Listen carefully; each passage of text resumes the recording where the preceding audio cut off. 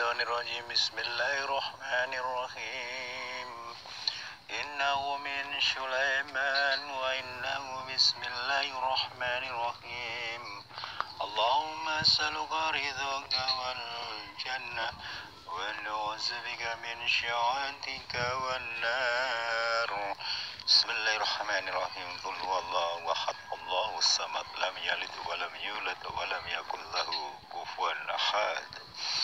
Assalamualaikum warahmatullahi wabarakatuh. Salam jumpa kembali untuk sahabat-sahabat YouTuber, sahabat media, serta para pemirsa yang selalu aktif mengikuti konten-konten Ayah Sadam.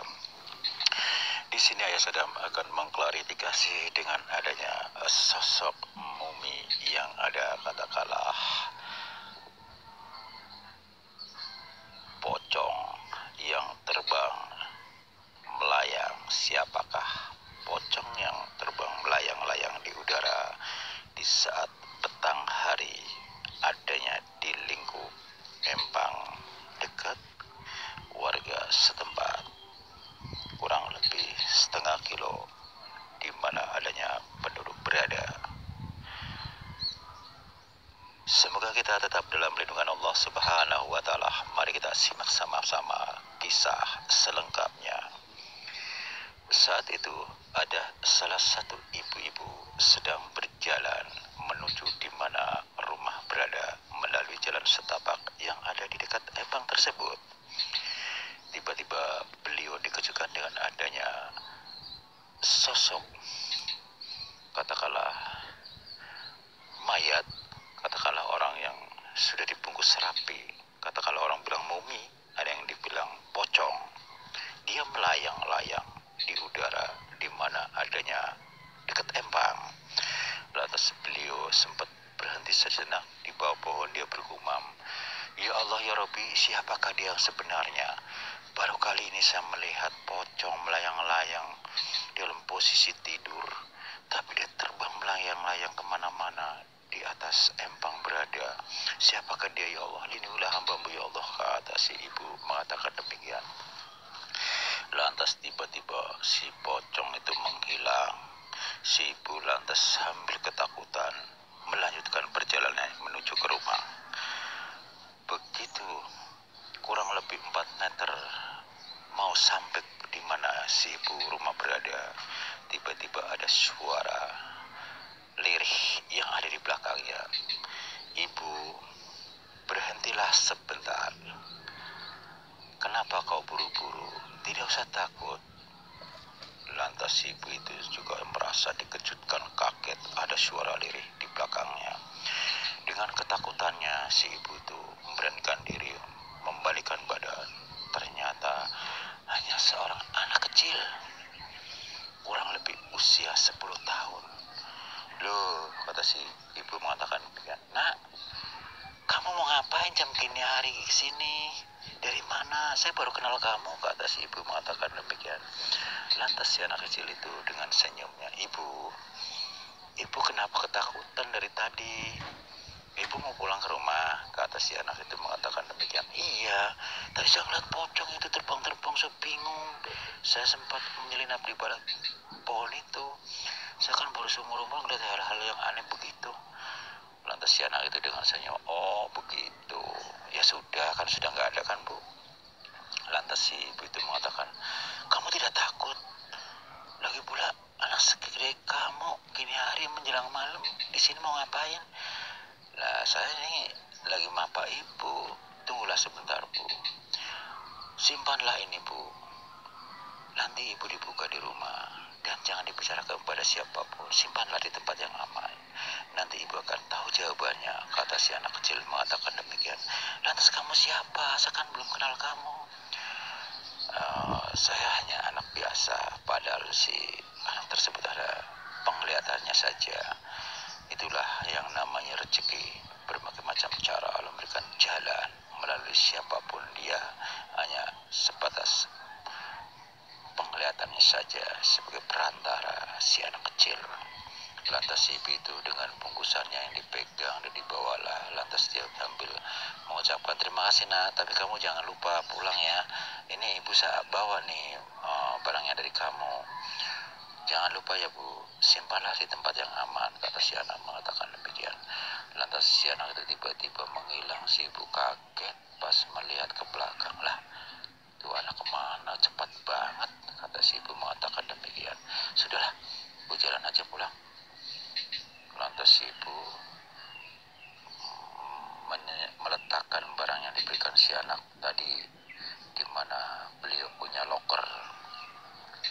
Beliau langsung berbenah diri, persiapan sholat maghrib, memang sudah menjelang maghrib. Lantas beliau langsung, gak lama kemudian setelah berwudu, ada azan berkumandang.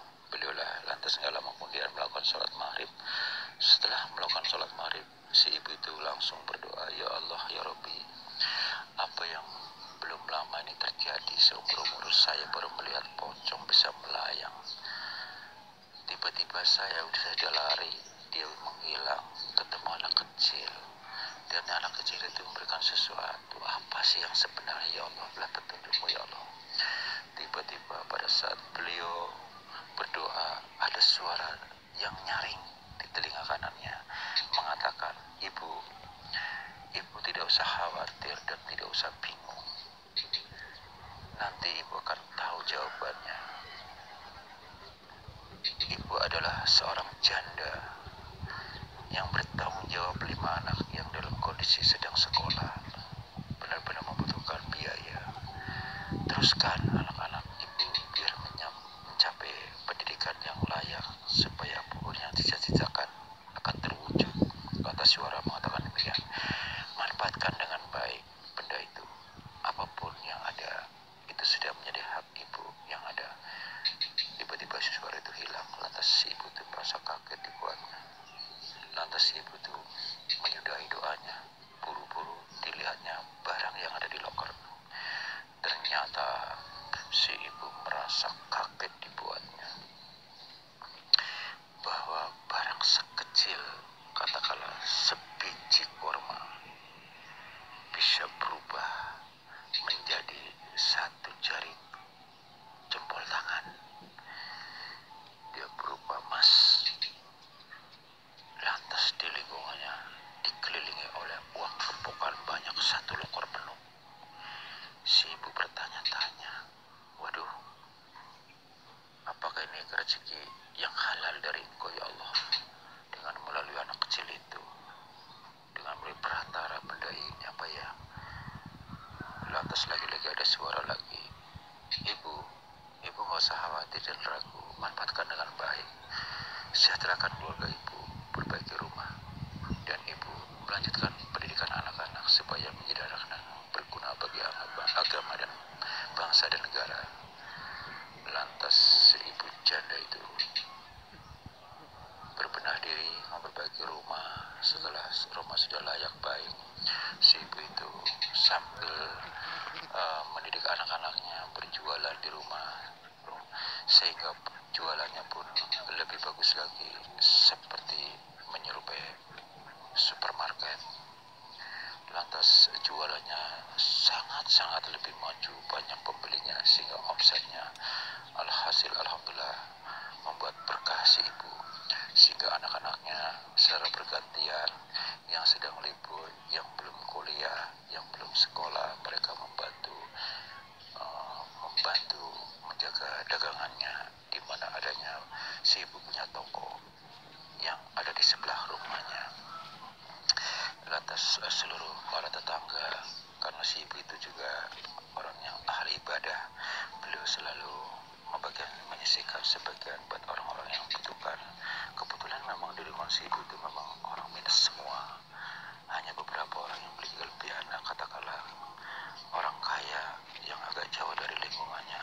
Namun di lingkungan ibu kebetulan memang orang-orang minus, mereka dibantu baik secara sembako maupun modal-modal untuk usaha, sehingga mereka bertani maju lebih besar karena kedapatan modal dari si ibu dengan cuma-cuma, sehingga keakraban hari demi hari lebih baik, seperti keluarga sendiri.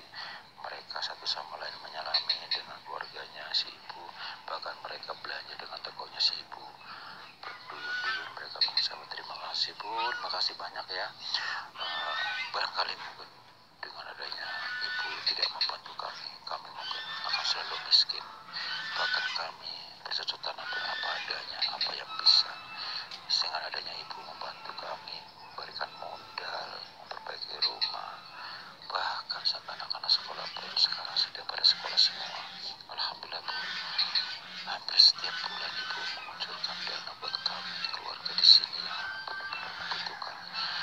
si ibu mengatakan, bapak-bapak, ibu-ibu, nggak usah sungkan-sungkan. Kalau ada apa-apa yang menyangkut masalah dana, bicarakan sama saya. Insya Allah, sekalipun saya orang tiada, kalian kan tahu, Allah sudah berikan kemudahan pada kami, rezeki banyak. Bahkan kami juga sudah menyekolahkan anak, kuliah anak, dan saya punya usaha, jadi sudah punya pendapatan. Jadi kalian nggak usah khawatir, kita sama-sama kok. Sebagai hamba Allah, sama-sama di mata Allah sama. Kita sama-sama, buat apa kita harta jadi dibawa mati. Siapapun yang membutuhkan harus kita tolong, seperti itu kata si ibu mengatakan. Bilang, lantas beberapa orang yang memang kikir, katakanlah orang yang pelit medit, sekarang orang-orang tersebut pada sadar dengan adanya sikap kepribadian si ibu yang baik dan tulus, membuat mereka sadar. Padahal mereka yang seperti itu, mereka sama-sama orang tidak mampu. Dengan adanya kehadiran si ibu penderma, membuat orang-orang yang kikir, pelit, mereka sadar, sehingga mereka akhirnya menyatu dan membuat jadi sadar mereka baik pada semua orang. Demikianlah saudara, dengan adanya sosok seorang ibu janda, katakanlah miskin, sama-sama miskin di lingkup tersebut, rata-rata kehidupannya minus, menjadi orang sukses dengan adanya ketemu dengan sosok mayat melayang, tiba-tiba bertemu dengan anak kecil dan mendapatkan satu biji korma yang ada. Tiba-tiba dia memiliki uang banyak yang ada di lokornya, tidak akan pernah habis, diambil selalu penuh, karena beliaulah bukanlah untuk membagikan diri sendiri saja, tapi beliau selalu berbagi terhadap sesama, sehingga Allah berikan rezeki banyak dan banyak, semakin banyak, semakin banyak. Karena dengan sedikit uang tidak akan pernah kita miskin. Sekalipun sedikit uang kita kucurkan sebagai kepada orang yang membutuhkan, insya Allah kita akan lebih kaya. Allah akan bahkan lebih, dan lebih. Kenyataan dengan seorang ibu dalam satu lokor uang itu tidak akan pernah habis, bahkan bertambah dan bertambah. Allah memberikan kelebihan dan kelebihan. Semoga kupasan demi kupasan, sekilas kupasan yang kami rangkai jadi satu, kami jabarkan buat Anda semua. Semoga bermanfaat. Tujuan kami adalah sharing. Wassalamualaikum warahmatullahi wabarakatuh.